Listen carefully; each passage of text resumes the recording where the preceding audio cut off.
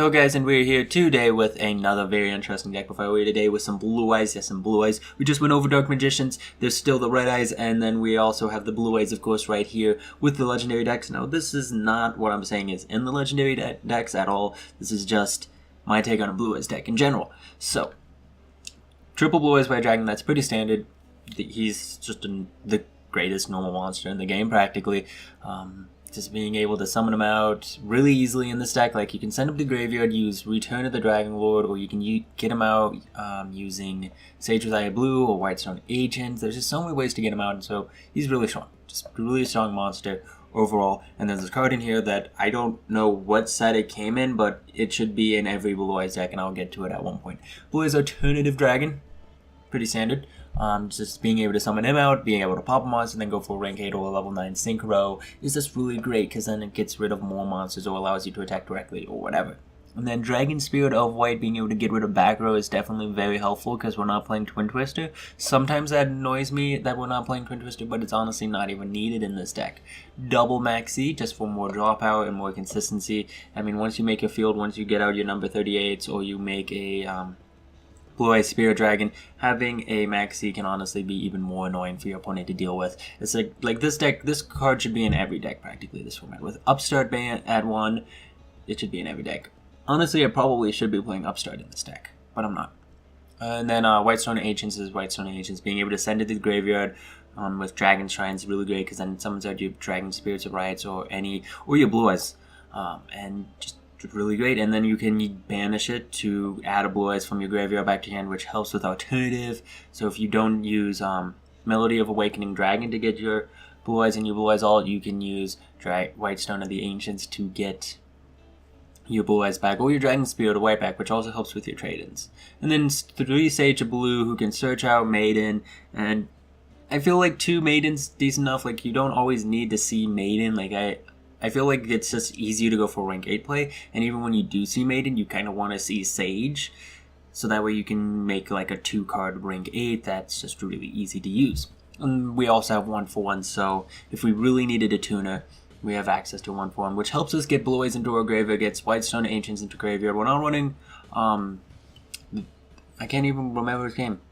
The other stone. We're not running the other stone because it's not needed. It's not needed at all in this deck. This deck has enough search power, has enough consistency. Like, honestly, what do you even need that card for? 3 Return of the Dragon Lord. That's just pretty standard. Being able to protect your level 8 dragon type monsters is really great. Just because sometimes it surprises you, like, oh, hey, my dragon doesn't have to be destroyed. Cool. Actually, no, it protects any dragon-type monster, so you're including your XEs. So yeah, that's cool. And then Pot of Desires at 2 in this deck, because we're playing only 40 cards. And I mean, it definitely hurts getting some of your Blue Eyes and different cards banished. Like, there isn't a single good card to banish. Maybe the Searchers and like the trade-ins. Like, I guess, yeah, those would be a good card to discard or to banish. But I mean, just being able to get that extra 2 draws, it definitely helps. I mean, we're not playing back row, so if you don't want to, you don't have to play this. Like, I like to use the Pot of Desires to get me my back row, get me my Solemn Strikes, get me my stuff, so that way I make my field, do all my searching, do all that, then I use that card draw into like 1 or 2 traps maybe, and then set them, and I have an even more powerful field. But we're not playing back row, so it's not even needed. Did I say we're not playing Twin Twister in this deck? Oh my golly, we are playing Twin Twister. I'm not sure if I said that or not. Trade-in, triple trade-in, standard. Dragon Shine at 3, pretty standard, and then Melody of Awakening Dragon. So you have 3 ways to get to your Blue Eyes pretty easily. I mean, this card you just get to send a Blue Eyes White Dragon and a Whitestone and Ancients, and then right then and there you could banish the Whitestone Ancients to get Blue Eyes ult, but then you don't give Whitestone Ancients effect to summon. So that gets rid of 3 cards from your deck, or gets rid of 2 to 3, so it's 2 to 3 cards. And then this card is just discard a card, so you can discard Whitestone Ancients, and then be able to get 2 of your dragons to your hands. Either 2 Blue Eyes, 2 alts, or 1 of each. And then we have Soul Charge, Twin Twister, and then Silver Scry. Silver Scry's pretty standard, just another way to summon out your Blue Eyes monsters. And then we're also running Beacon of White. This card, I just was looking through different Blue Eyes cards, and I just found this card, and I was like, why is nobody playing this card?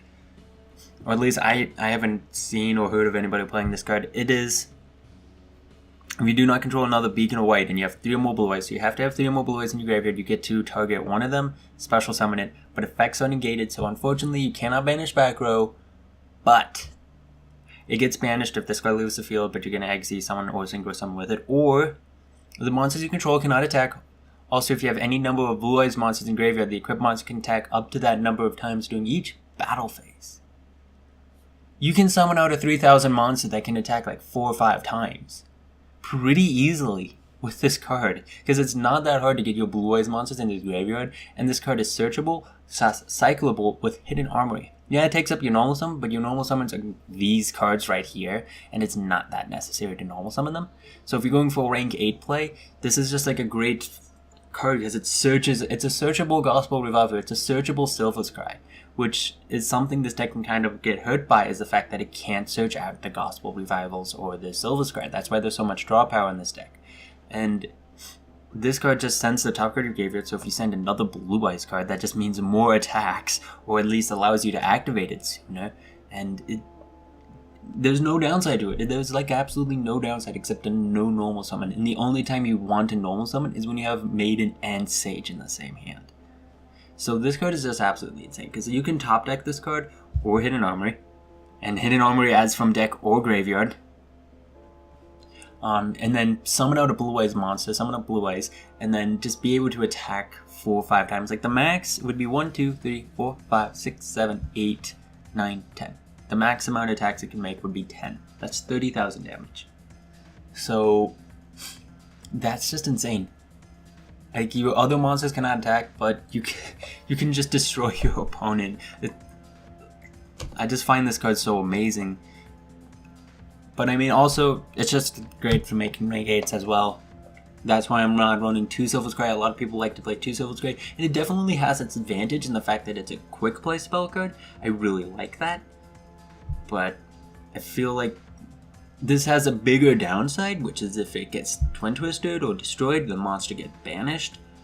But you can OTK with this one card, or just use it as a Silver Scry and make a quick Synchro or a quick Exile. So there's no downside. I don't see the downside in this card or in Hidden Armory at all. I don't know why, but this card just surprises me that it exists. That, oh, we can summon out Blue Eyes and let it attack a lot.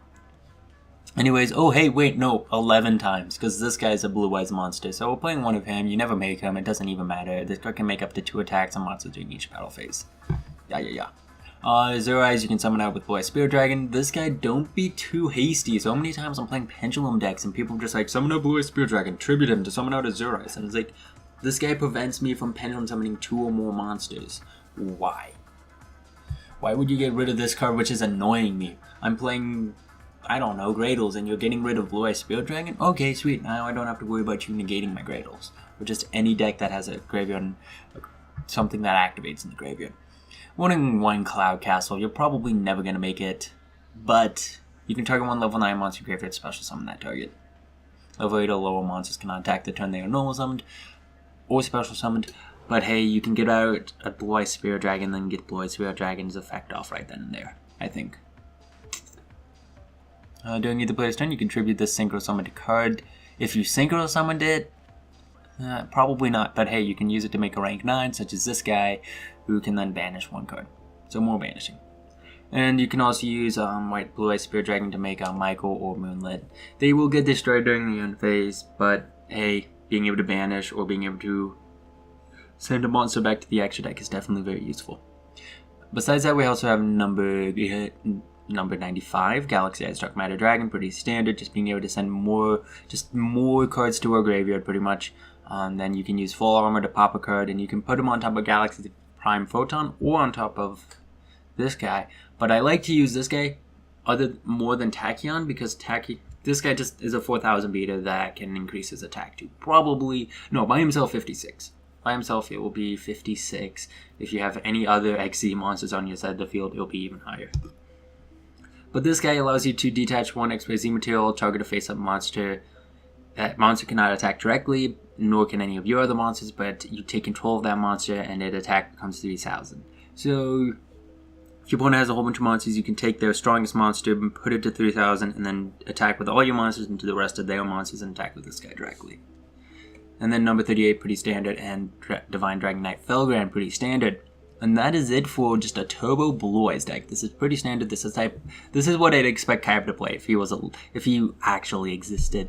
Like no Felgrands, no any of the other stuff. Like I mean, Paladin of Felgrand is not a bad normal summon in this deck, but it is what it is. Hope you guys enjoyed this deck. Without, don't forget to leave a like, comment, and subscribe. See you guys later. Bye.